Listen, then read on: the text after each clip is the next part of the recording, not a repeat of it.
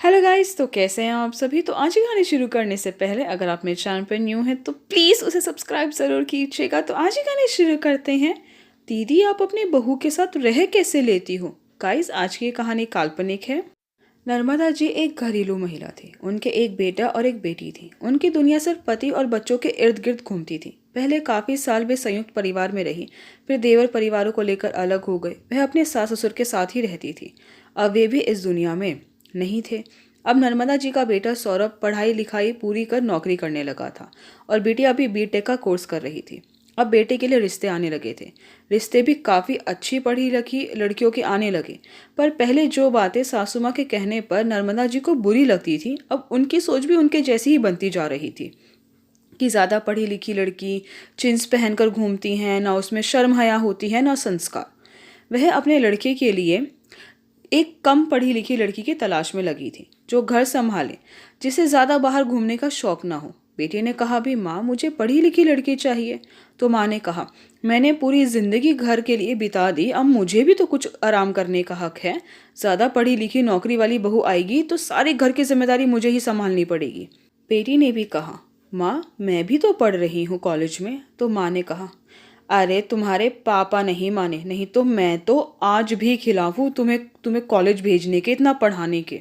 लड़की ढूंढने की तलाश जारी थी। साल भर निकल गया। फिर एक जानकार ने बताया, लड़की ज़्यादा पढ़ी लिखी नहीं है पर घर के कामों में निपुण है। लड़की का नाम लक्ष्मी है, देखने में सुंदर थी। रिश्ता तय हो गया, शुभ मुहूर्त में शादी हो गई। सौरभ ने भी माँ की पसंद का मान रखा, लक्ष्मी को मन से अपना लिया था। लक्ष्मी भी एक संस्कारी लड़की थी, साड़ी पहन घर का काम संभालती, बढ़िया खाना बनाती। खाना खाने में तो स्वादिष्ट होता पर घी तेल से भरपूर। कुछ दिनों में इसका असर सबकी सेहत पर पड़ने लगा। ननद ने भी कई बार समझाया, भाभी खाने में इतना घी तेल मत डाला करो। तो कहती, ननंद रानी घी तो सेहत के लिए अच्छा होता है। तो ननंद ने कहा, हाँ भाभी अच्छा तो होता है, पर उनके लिए जो ज़्यादा शारीरिक मेहनत करते हैं। हम लोगों का दिमागी काम ज़्यादा होता है, शारीरिक तो नाम मात्र का होता है। पर भाभी नहीं मानी। साल भर बाद ननंद की शादी भी हो गई और भाभी भी एक बेटे की माँ बन गई। धीरे धीरे समय व्यतीत होने लगा। बेटा 3 साल का हुआ तो घर में एक बिटिया आ गई। ननंद ने भी एक प्यारे से बेटे को जन्म दिया। बहू घर का काम तो संभाल लेती थी पर बाहर के काम नहीं कर पाती थी। अब नर्मदा जी के पति भी बीमार रहने लगे थे।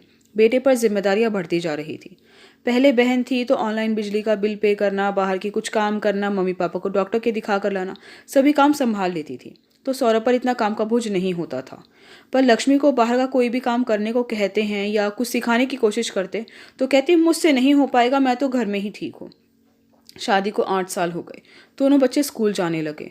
जब नर्मदा के बेटे सौरभ की शादी हुई थी तब उनकी बड़ी बहन ने भी अपने बेटे की शादी करी थी, क्योंकि उनकी 2 बेटियां भी थी जो बड़ी थी।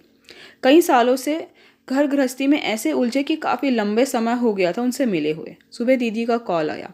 उन्होंने कहा, नर्मदा बड़ा मन कर रहा है तुमसे मिलने का, तू ही मेरे घर आ जा, मुझ में अब सफ़र करने की गुंजाइश नहीं है। तो नर्मदा जी को चिंता हो जाती है कि बीमार पति को छोड़कर कैसे जाऊं, नहीं जाऊंगी तो दीदी क्या सोचेंगी। तो वह अपने पति से बात करती हैं कि क्या करूं। तो नर्मदा जी के पति गोपाल जी कहते हैं, चलो दोनों ही चल पड़ते हैं, मेरी भी हवा बदल हो जाएगी। तो नर्मदा जी ने कहा, अरे आप कैसे सफ़र करेंगे। तो गोपाल जी ने कहा, अरे दवाइयाँ लेकर चलूँगा। तो नर्मदा जी ने कहा, ठीक है। वह बहू बेटे को बता अपना ध्यान रखने की कहे 2 दिन का प्रोग्राम बना लेती हैं और 2 दिन बाद दीदी के घर पहुंच जाती है। नर्मदा को दीदी की बहू कम पसंद थी, क्योंकि वह काफ़ी पढ़ी लिखी और मॉडर्न थी। घर में भी पजामा जीन्स पहनकर रहती थी। उसको उनके पोते के साथ के जुड़वा बेटे थे जो अब स्कूल जाने लगे थे। वह दीदी के घर पहुंचते हैं। नर्मदा जी ने देखा, बहू ने सूट पहन रखा है और दुपट्टा भी ले रखा है। वह उन्हें प्रणाम करती है। तो नर्मदा जी ने कहा, हाँ खुश रहो। वे दोनों दीदी के कमरे में चले जाते हैं। बहुरानी पहले पानी लाती है, फिर चाय नाश्ता ले आती है और दोपहर के खाने की तैयारी में लग जाती है और खाना निपटाकर अपने कमरे में चली जाती है। कुछ देर बाद दीदी की तबीयत खराब हो जाती है। तो वह डर जाते कि घर पर बेटा भी नहीं है, अब क्या करें। उसकी नौकरी दूर थी, आने में घंटा भर लग जाता है। इतने में बहू आ जाती है। कहती है, मौसी जी आप लोग चिंता मत कीजिए, मैं एक बार मम्मी को डॉक्टर के दिखा लाती हूँ। तो नर्मदा जी ने पूछा, अरे तुम कैसे लेकर जाओगी। तो बहू ने कहा, मौसी जी एक गाड़ी है घर पे, उसमें ले जाऊंगी। कुछ ही देर में बहू अपनी सासू माँ को डॉक्टर के दिखा लाती है, फिर सबके लिए चाय और अपनी सास के लिए सूप बना लाती है। नर्मदा जी ध्यान से देख रही थी। बहू किचन संभालते संभालते साथ में बच्चों का होमवर्क भी करवा रही थी। ऑनलाइन सामान मंगवाना, सब काम संभाल रही थी। रात को नर्मदा जी ने दीदी से पूछा, दीदी इतनी पढ़ी लिखी बहू लाई हो, जो मन में आता है वही पहनती है, आपको कुछ परेशानी नहीं हुई इसके साथ रहने में? यह तो सब काम अपनी इच्छा से करती होगी। तो दीदी ने कहा, अरे नहीं नर्मदा, मेरी बहू तो बहुत समझदार है, घर के बाहर के सारे काम संभाल लेती हैं, पढ़ी लिखी है तो बच्चों को भी खुद पढ़ा लेती हैं, बैंकों का काम हो या डॉक्टर के दिखाने के लाने का, सब संभाल लेती है। नर्मदा, बात संस्कारों की है। ऐसी नहीं कि कॉलेज में जाने वाली या जीन्स पहनने वाली लड़कियां बिगड़ी हुई होती हैं, बल्कि आजकल छोटे छोटे परिवारों में तो पढ़ी लिखी बहू स्मार्ट हो तो लड़का भी निश्चित हो जाता है, घर की जिम्मेदारियों से, माँ बाप बच्चों से, और काम पर पूरा ध्यान दे पाता है। पता है तुम्हारे भांजे का प्रमोशन हुआ है परसों ही, सोचा जब तुम आओगी तब बताऊंगी। तो नर्मदा जी भी सोचने पर मजबूर हो जाती हैं कि दीदी बात तो सही कह रही है, मेरी बहू भी बहुत अच्छी है, पर बेटे पर घर की बाहर की सारी जिम्मेदारियां रहती हैं, कितनी बार तो उसे छुट्टी लेनी पड़ती है। इतना मेहनती है पर फिर भी छोटी छोटी बातों की वजह से हर बार प्रमोशन हाथ से निकल जाता है। अब मैं बहू को कहूँगी, तुम भी बाहर निकलने की, कुछ नया सीखने की कोशिश करो, ताकि वह भी ज़माने के साथ कदम मिलाकर चल सके।